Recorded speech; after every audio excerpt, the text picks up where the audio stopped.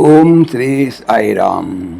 పోతన భాగవతము 3వ స్కందంలోని కొన్ని పద్యాల గురించి తెలుసుకుందాం. సాయిరామ్. ముందుగా 20వ పద్యం. సని అతట భీష్మ కురు తనయ కృపాచార్య నిఖిల తాత్రీపతులున్ విని అనుమోదింపగన్ ఇట్లనియన్ ధృతరాష్ట్రుతోడన్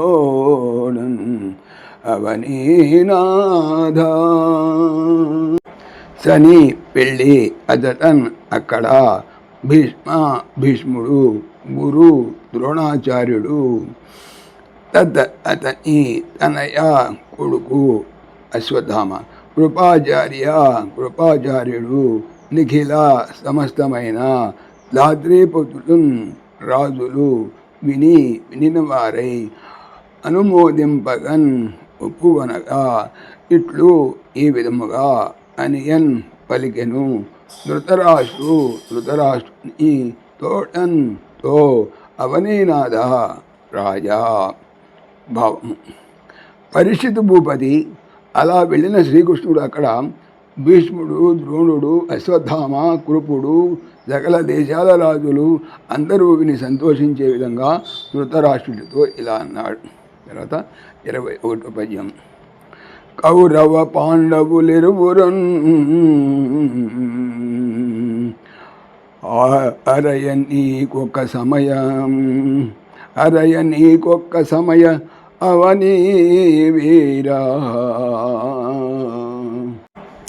నీవే రీతినైనన్ పాండు కుమారుల పాలు సగితేని ఉభయంబున్.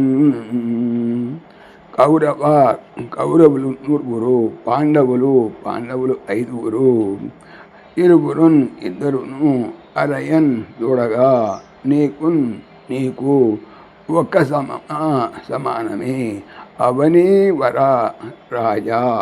నీవు ఏ రీతిన్ ఏ విధముగానైనా పాండవుల పాలు వంతు భాగము ఇదా.